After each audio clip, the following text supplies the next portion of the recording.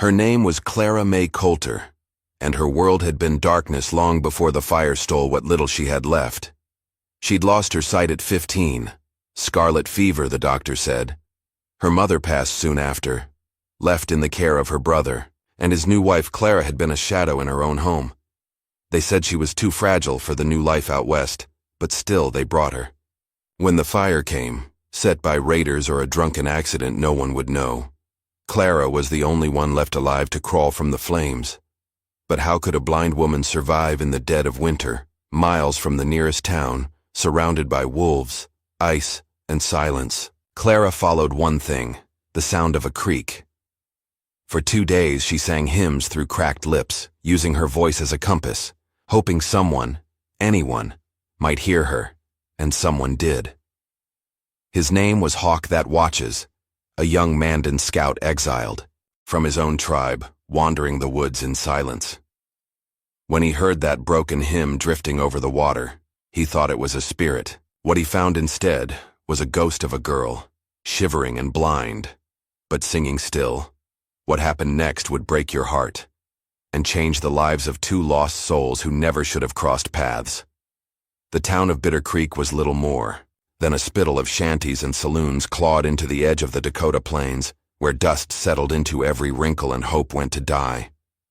The year was 1872, and the railroad hadn't yet carved its way this far west. Bitter Creek had a general store, a half-rotten church with a preacher who drank more than he prayed, and a jail with no sheriff, only a deputy who kept to his corner and didn't ask questions. On the outskirts stood the Coulter Ranch, a tired patch of land dotted with dry cottonwoods, a weather-beaten barn, and a 2-room cabin that groaned in the wind. It had been built by Harlan Coulter, Clara's older brother, with blistered hands and whiskey in his breath. He had dragged Clara west after their mother died in Tennessee, declaring she'd be of some use yet, even blind. Clara Mae Coulter was 23, but looked older from the quiet weight she carried. Her blindness had taught her to listen, better than most folks talked. Every creak of floorboard, every shift in the wind, told her more than sight ever had. But in Bitter Creek, that gift meant nothing. To the townsfolk she was the ghost-eyed girl, the strange one who sat on the porch humming hymns while others worked or drank. Her world was texture and sound, the rough weave of her apron, the warmth of sun across her cheek, the sharp whistle of a hawk overhead. She cleaned the house, swept the dirt floors, and churned butter by feel. Her brother's wife, Minna, had no patience for her slowness. "She's just another mouth to feed," Minna spat one morning, unaware Clara stood by the doorway, useless as a broken plow. Clara heard everything. She always did. At night, she lay in her corner of the cabin, separated by a thin hanging sheet, and tried to recall her mother's voice. But the memory faded more each day, blurred by time, and the cruelty of this land. Saturdays brought the Coulters into Bitter Creek for supplies. Clara never entered the store. Minna said she frightened the customers. Instead, Clara would sit on the porch rail, her hands folded in her lap, listening to the wagons pass, the children run, the clatter of hooves, and, always, the whispers. "That's Harlan's blind sister, ain't it? She talks to herself. Some say she sings to ghosts. She's cursed, you know. Her mama died on account of her." The worst part wasn't the cruelty. It was the truth Clara feared in it. She wanted to speak. She wanted to scream. But no one cared for what a blind girl thought in a town that barely remembered her name. Days were an endless loop of chores and silence. Her brother barely spoke unless it was to bark orders. Minna handled the money and meals, treating Clara like a shadow, something always there, always unwelcome. Clara rose before the sun, her bare feet finding the cold floorboards by memory. She milked the goat, cleaned the hearth, washed clothes, in a metal basin until her hands were raw. She'd long since memorized every nail and knot in the cabin wood. Once, years ago, she'd asked if she might teach music to the schoolchildren in town. Harlan had laughed so hard he spit out his chew.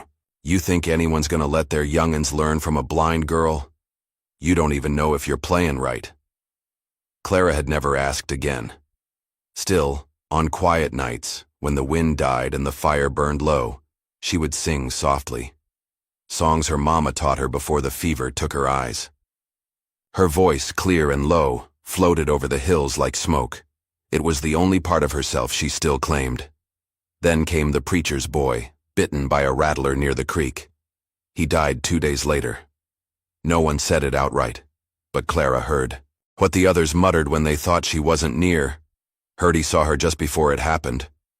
She was singing by the creek that morning. Maybe she called it. They didn't need to say more. Clara felt it in how the townsfolk avoided her. Even the school teacher, sweet Miss Donner, stopped waving when she passed. By summer, Clara knew. The town had made up its mind. And in a place like Bitter Creek, folks didn't change their minds. They buried them. The change came on an ordinary morning, hot and still, with flies buzzing over the sour milk in the trough. Harlan had ridden off early, and Minna was scrubbing, clothes in the back. Clara sat alone on the porch, hands folded, face tilted toward the sun. Then she heard it, the crunch of wagon wheels on the gravel path, a sound that didn't belong. She rose, brushing dust from her apron. She stepped down and turned her head, listening. A voice called out, "Male, not Harlan." "You Harlan Coulter's place?" Clara nodded, her voice soft. "Yes, sir. He's not here just now." Silence. Then the man climbed down. She heard boots hit earth, heard the jingle of saddle buckles. "Got a letter here for a Miss Clara Mae Coulter." Clara's breath caught. "A letter? For me?" Marked urgent. She heard the envelope pressed into her hand. She could feel the stamp, the crispness of fresh paper, something official. Minna came stomping out, barking questions at the man, but Clara didn't hear her.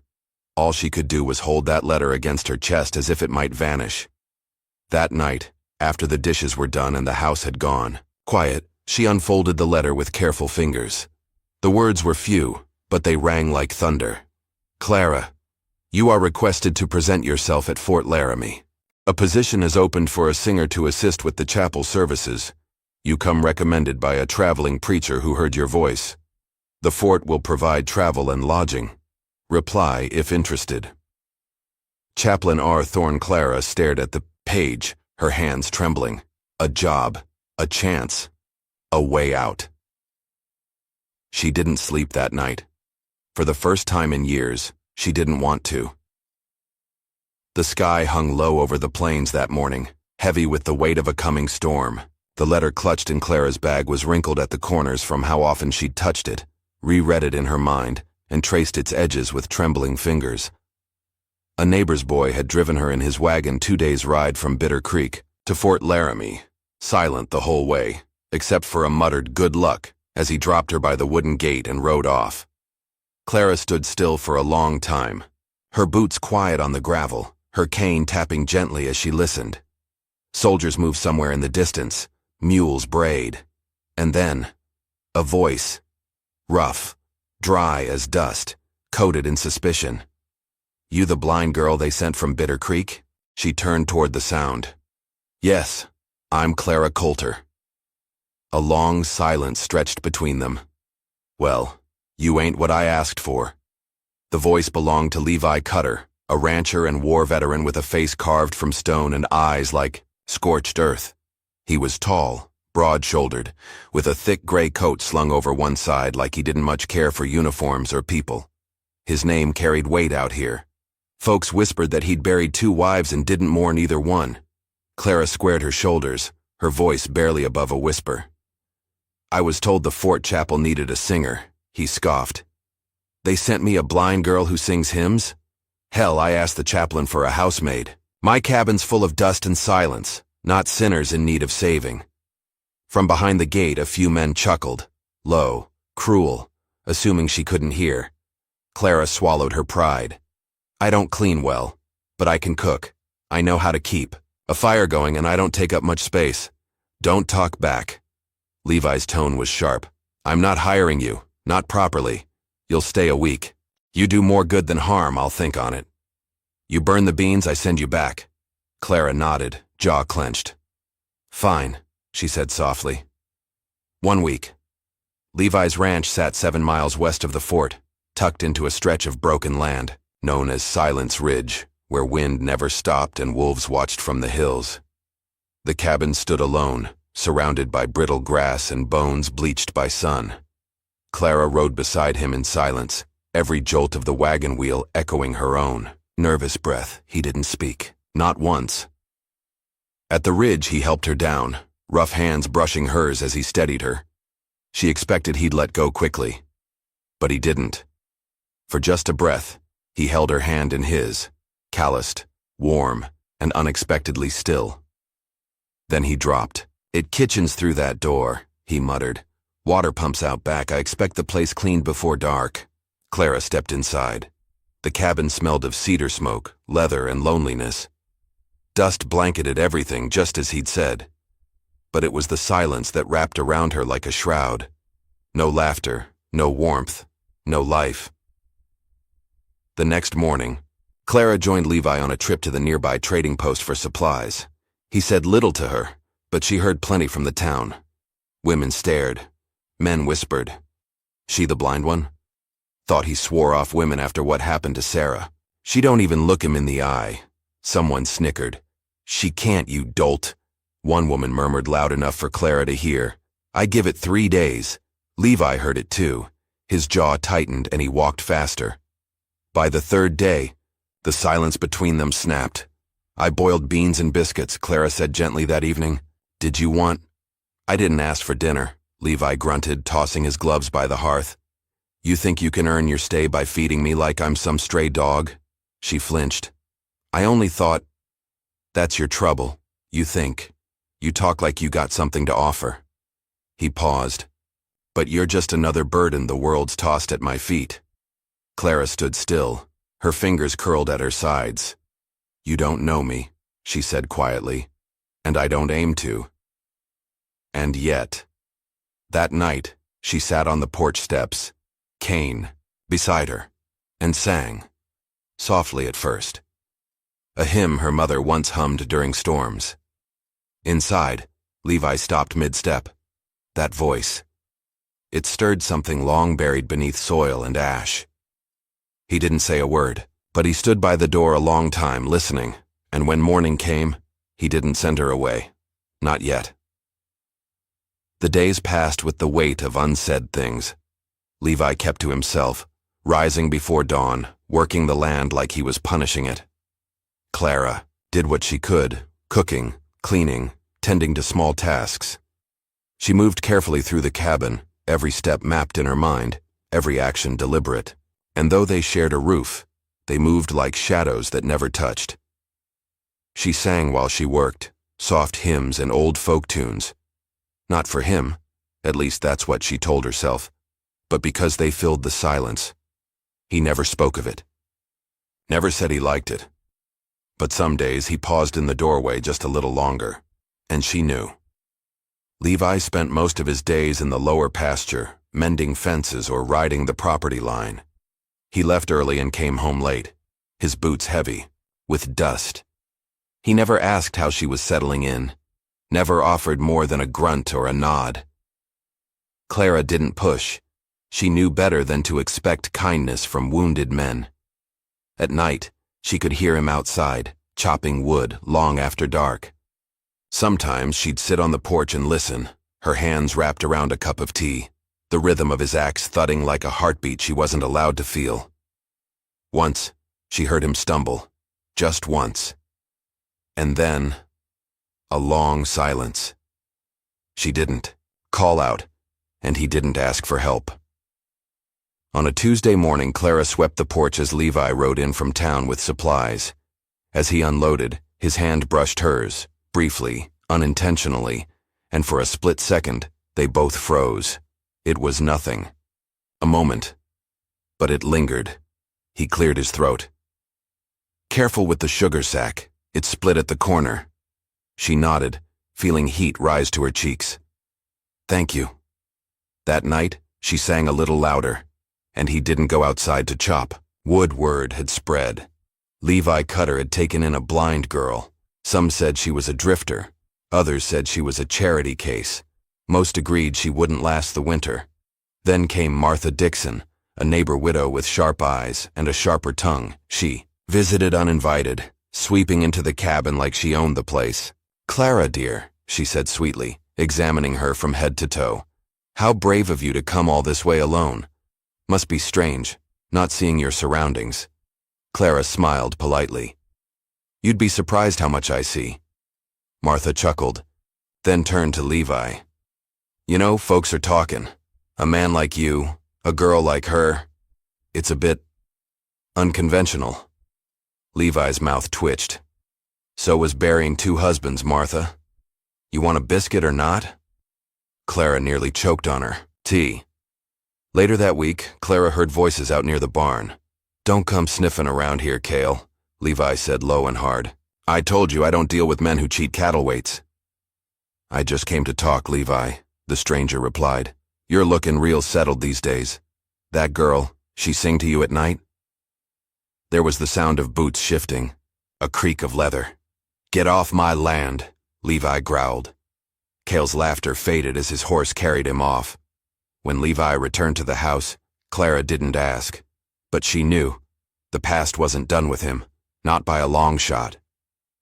One afternoon, the sky darkened with the weight of an early autumn storm. Clara had just finished setting bread to rise when the front door slammed open. Levi stumbled in, soaked to the bone, blood dripping from his forearm. Clara stood quickly, heart pounding. "What happened?" she asked, voice trembling. "Damn. Barbed wire snapped on the east fence," he muttered. "Horse spooked. I'll wrap it." She moved to the cupboard. "Sit down." I said, "You're bleeding." It wasn't a request. For once, he obeyed.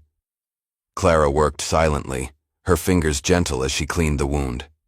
His skin was warm beneath her touch, his breath unsteady.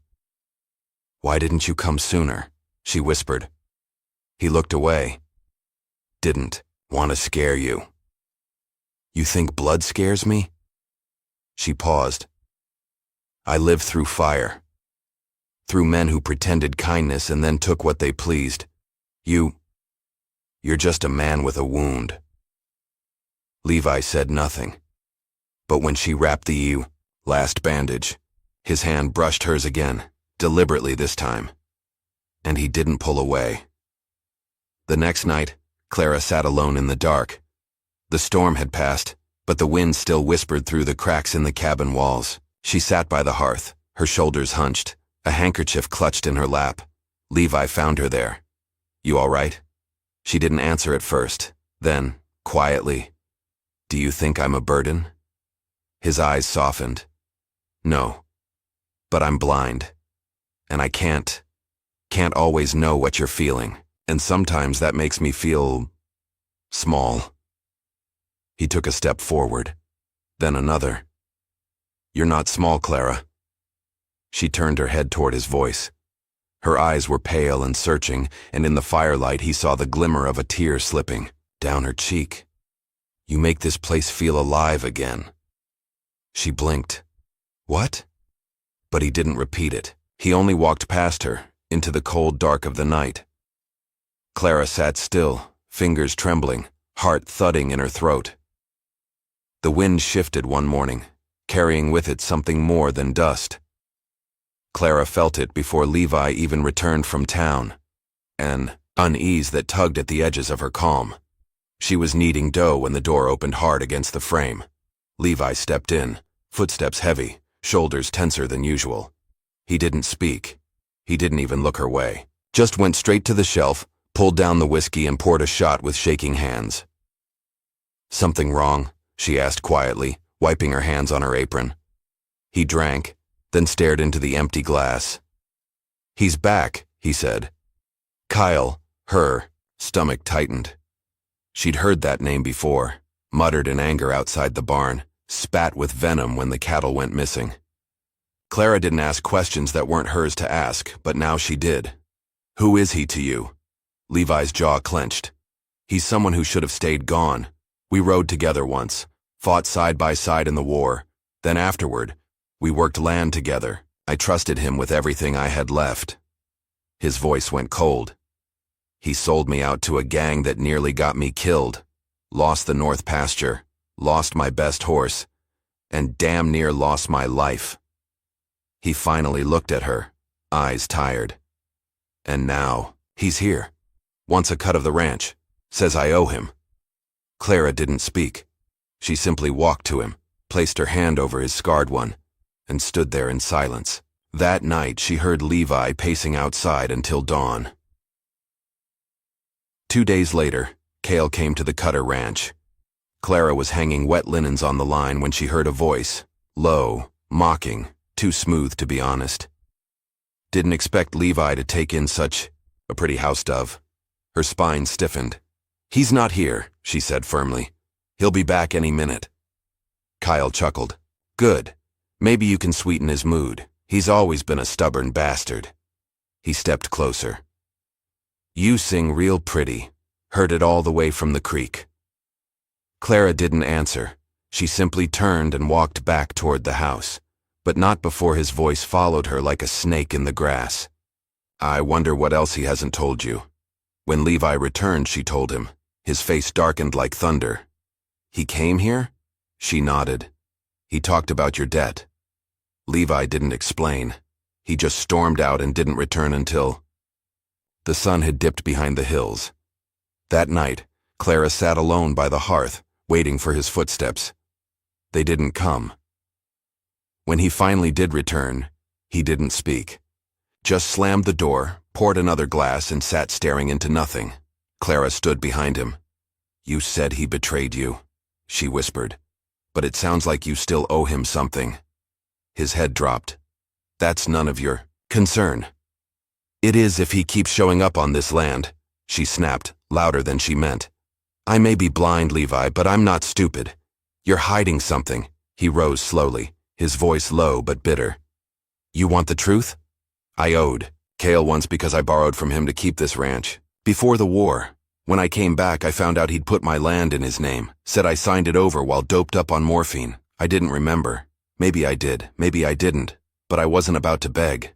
Clara's hands trembled. And now, he looked at her then, eyes filled with something harder than anger. Now he wants the girl too. Said I could keep the land if I gave him you. The silence that followed was deafening. Clara felt it like a blow to the chest. What did you say to him? She asked. Levi looked away. I told him to rot in hell. But the damage had been done. Her voice cracked. You should have told me the moment I got here. If I'm a pawn in some war between two men, I had a right to know. I was trying to protect you, he barked, by lying, by sparing you the fear. You don't think I've lived with worse? Her voice rose, wounded and wild. I lost my sight in a fire set by someone I trusted. I know what betrayal looks like even when I can't see it. Levi stepped back, hurt flashing across his face. I'm not him, Clara. No, she whispered, but you didn't trust me enough to let me choose. And that's just as cruel. She turned toward the door. I need air. Clara, don't follow me, she said, her voice breaking. Not tonight. She walked alone, hands trailing the fence rails, breath shallow as the prairie wind. She felt the night close in, cold and unforgiving. Somewhere in the darkness, an owl called out, and her steps slowed. The pain in her chest wasn't from fear, but from something more intimate. Disappointment. She had begun to believe in Levi, in the quiet way he listened to her hum, in the rare smile he let slip when she joked about oversalting the stew, but now it all felt like an illusion. She had walked through fire once. She couldn't do it again. Back at the house, Levi sat staring at the empty hearth. He ran a hand through his hair, then stood and paced. He didn't know how to fix what he'd broken. Didn't know how to speak without hurting. All he knew was that the quiet in the cabin no longer felt peaceful. It felt like punishment. And out there in the distance, Clara leaned against a cold fence post and let herself cry quietly into the wind, wondering if she'd made a mistake ever, coming west. The clouds rolled in without warning, thick and bruised, churning low over the hills like an army set to descend. The wind picked up in wild gusts, tossing dust and brittle leaves across the Cutter Ranch as if nature itself had grown restless.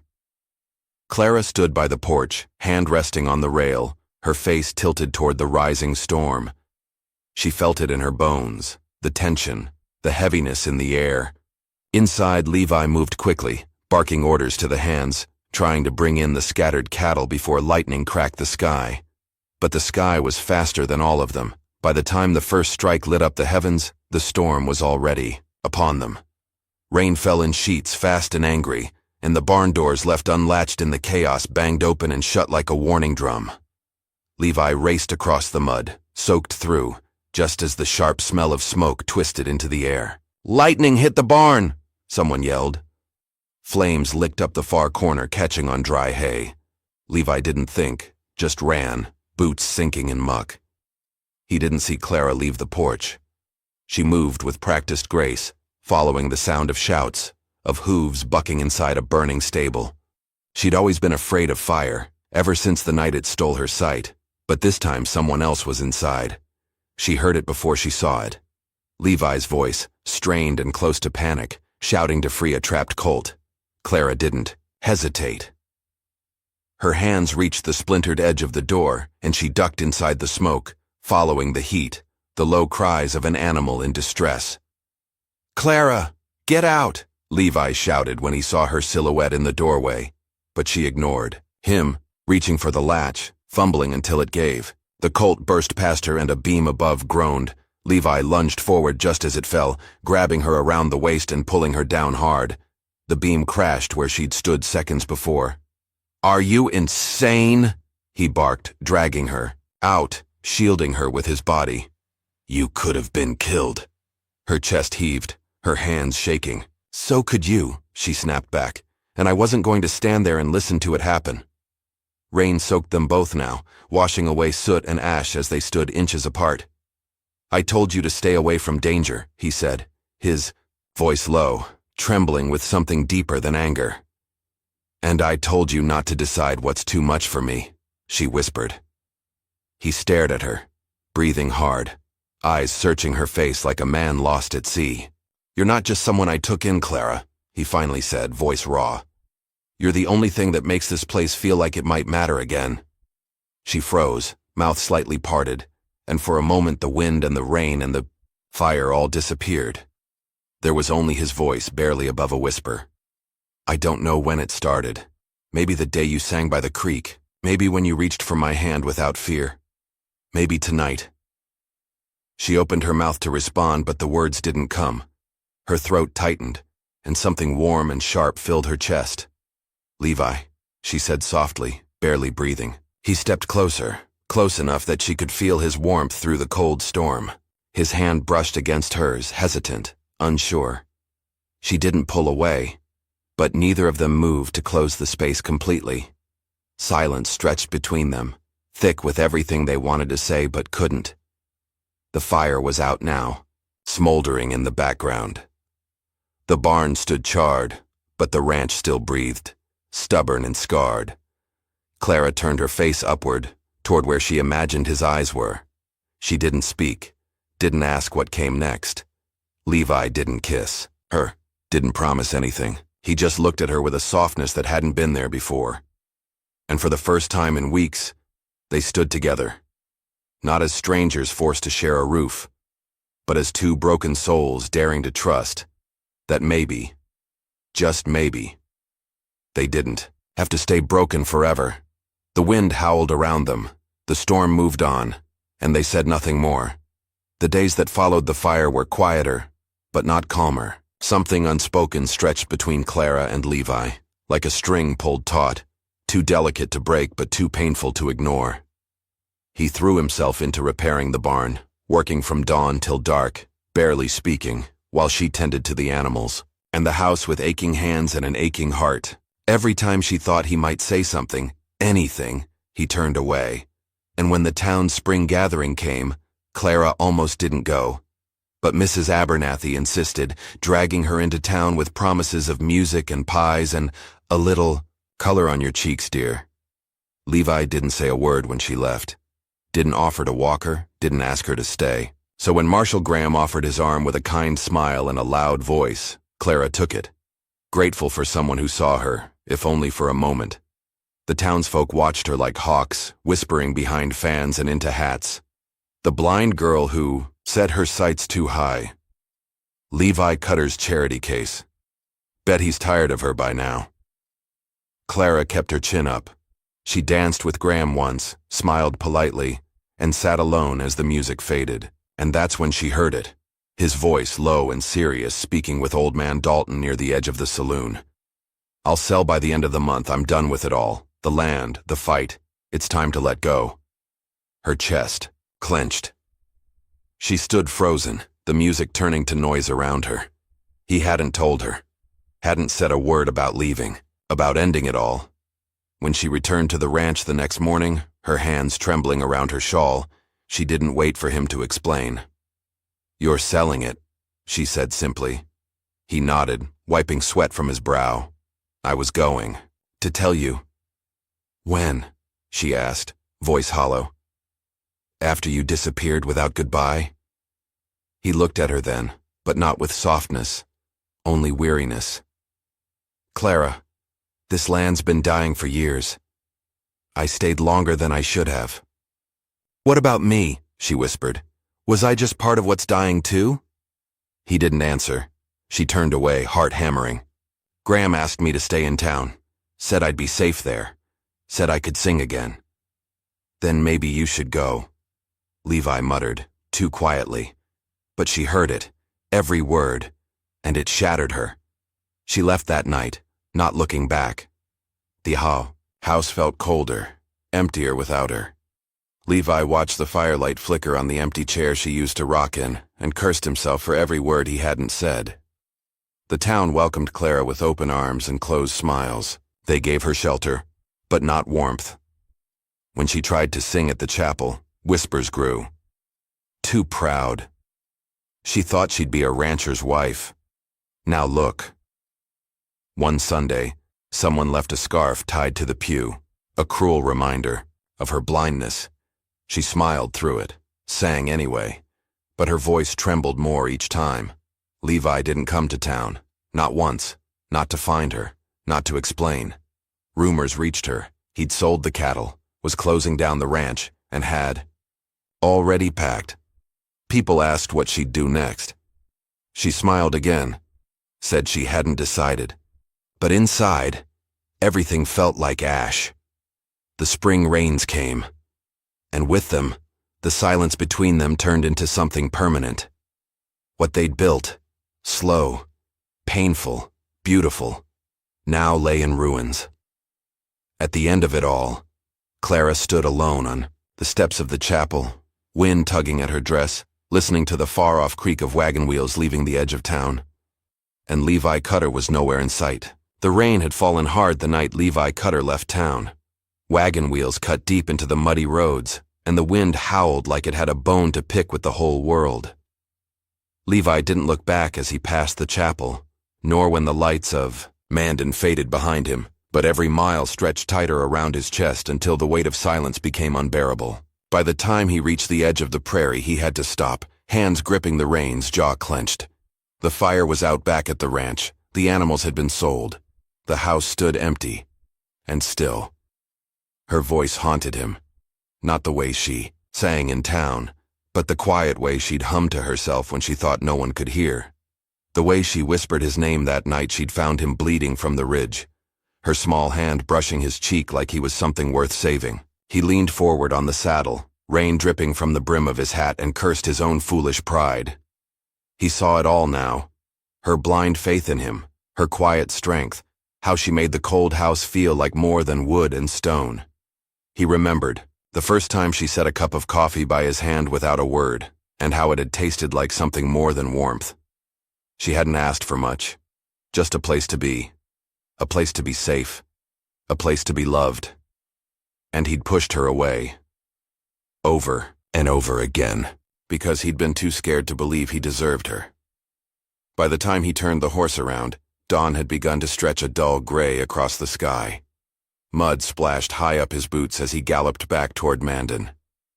He didn't stop to eat, Didn't rest the horse, just followed the road like a man possessed. When he rode into town, the streets were quiet. Church bells were just beginning to ring, calling folks to worship. Levi jumped from the saddle and strode toward the chapel, his hat crushed in his hands, mud caked up to his knees. The doors were open. Inside, Clara stood near the altar in a simple blue dress, one hand on the pew, the other resting gently on her chest as she sang. Her voice trembled slightly, but it was still hers, clear, sweet, reaching every corner of the room like smoke, curling toward heaven. And then it stopped. She'd felt the air shift, heard the boots in the doorway. She didn't turn around, but her whole body stiffened. Levi's voice cracked as he stepped forward, the echo bouncing off the walls. Clara. She didn't move, didn't speak. So he kept talking. I ain't got the right words. I've never been good at 'em, but I ain't leavin'.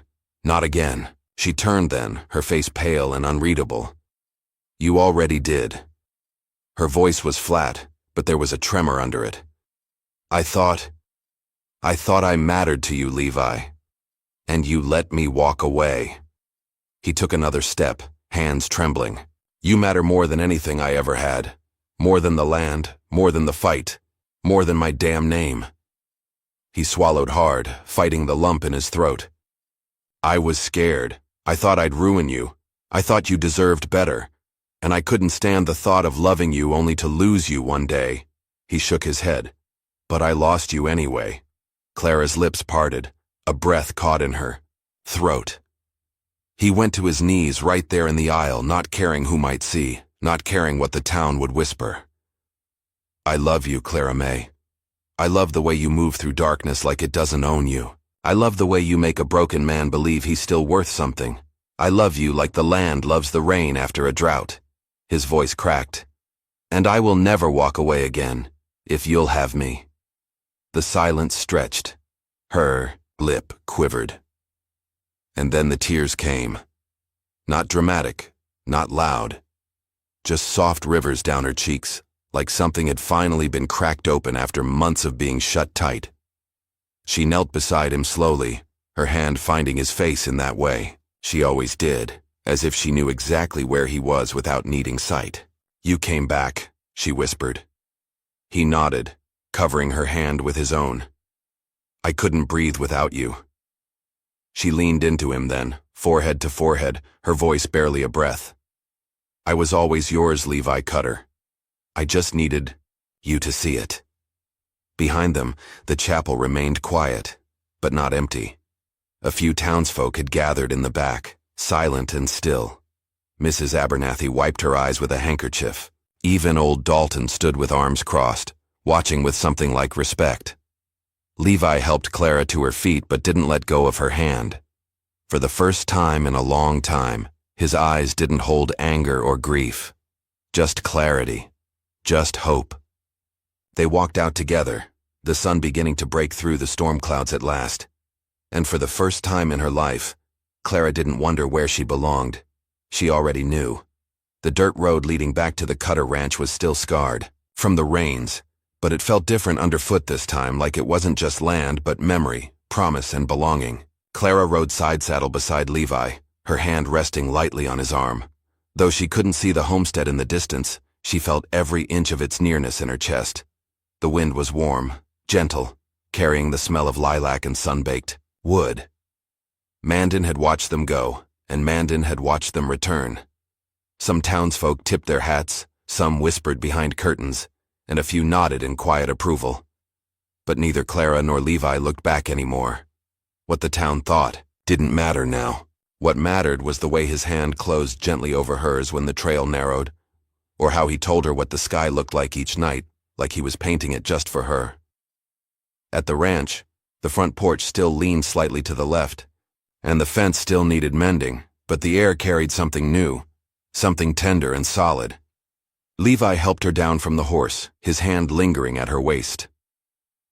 We'll build it back up, he said softly, nodding toward the barn, the field, the life they were making from the dust.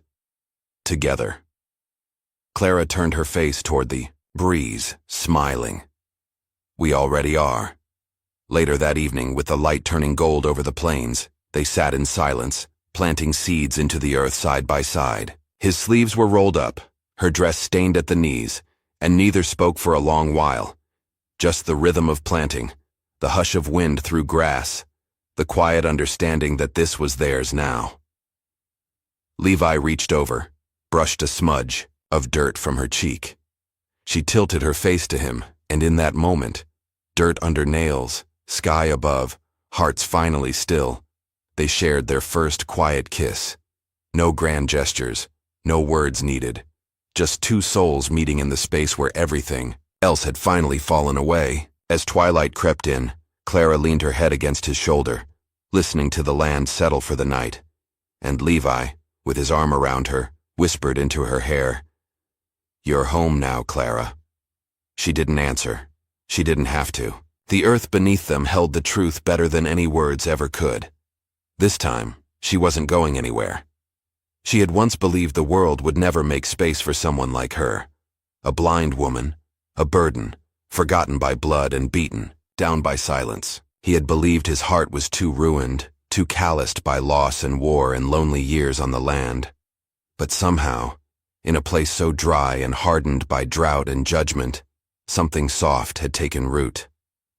Clara learned that even the darkest path could lead home if she kept singing. Levi learned that the soul doesn't need fixing, it needs forgiving. They built more than a ranch from dirt and timber. They built trust, slow and patient, between broken things. And though the scars never vanished, on her hands, on his heart, they became part of the map that led them back to each other. Love, real love, doesn't crash in like thunder. It lingers in the hush after a storm, in the steady planting of seeds in the hand that doesn't let go. Some still whisper behind curtains, but some stories don't need the town's approval, just the truth between two people brave enough to believe they're worth saving. And sometimes, home isn't a place. It's the sound of your name spoken by someone who never gave up.